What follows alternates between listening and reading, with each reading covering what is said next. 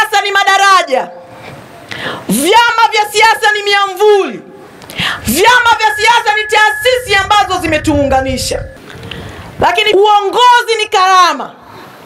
Uongozi ni utayari. Uongozi sio chama cha siasa. Vyama vya siasa vya Kiafrika vikishakuwa vikubwa, vinaota mapembe, vinakuwa na misuli, vinafika hatua ya kuwaletea viongozi kwa sababu tu wanatoka chama chenu. Hata kama sio kiongozi bora, mnalazimishwa kuchagua. Mimi kuhama chama, mimi kubadili chama, nimesema kutakuwa ushuhuda kwamba watu wa Dodoma mnatakiwa kuelewa jukumu mlilonalo sio kuchagua chama cha siasa. Sio kuchagua chama cha siasa, sio kuabudu Chama cha Mapinduzi, bali ni kuchagua viongozi wenye nia thabiti, kuchagua viongozi wenye maono, kuchagua viongozi wenye utayari wa kwenda kuibadilisha jamii yetu. Waambie kiongozi huyo ni lazima atokane na watu wa Dodoma. Kiongozi huyo ni lazima azifahamu shida zenu. Kiongozi huyo ni lazima awe na uchungu na jamii yake. Ndio anaweza kuwa kiongozi bora. Ndio anaweza kuwawakilisha. Ndio anaweza kuwasemea. Kiongozi huyo anapaswa kujua wajibu wake na majukumu yake. Nimeomba kuwa mbunge. Nitakapochaguliwa kuwa mbunge, nitakuwa na nafasi mbili.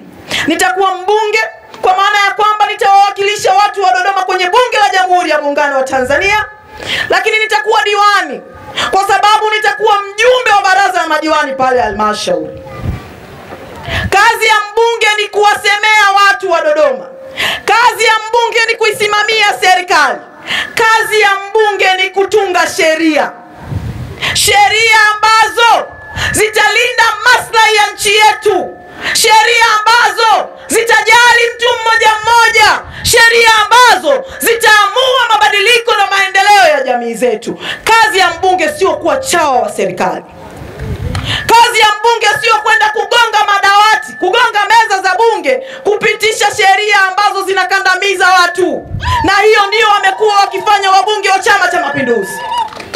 Watu wa Dodoma, miaka zaidi ya 60 ya uhuru, mmeshiriki kwenda kuingiza wabunge ambao hawatetei maslahi ya Watanzania.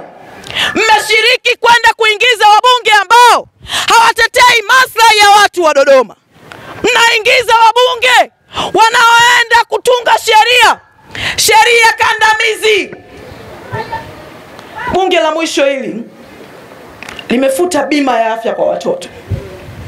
Leo hatuna bima ya afya kwa watoto. Bima ambayo tulikuwa tunategemea itaendelea kuboreshwa siku kwa siku ili watoto wetu wote wawe na fursa ya kupata huduma za afya.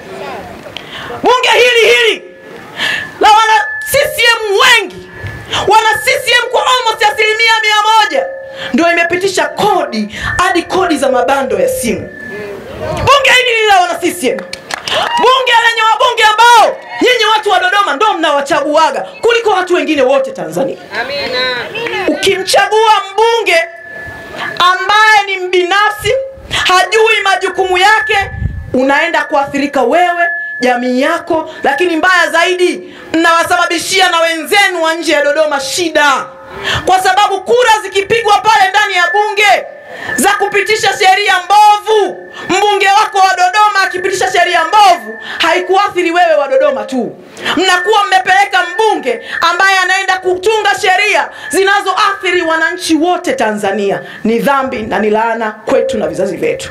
Nitumeni nikasimame upande wa wananchi kuanzia siku ya kwanza mpaka siku ya mwisho. Na hii natoa ahadi kwenu. Mungu anaona dhamira yangu ya dhati na mtaona kwa macho. Na labda ni waahidi, mara hii naenda kutangazwa mbunge. Nitatangazwa mbunge na nitarudi kuja kuwasikiliza, na nitaenda kufanya kazi yangu ya kibunge, na nitarudi kuja tena kuwajibika kwenu pale ambapo nitakuwa sijatimiza nilichoahidi.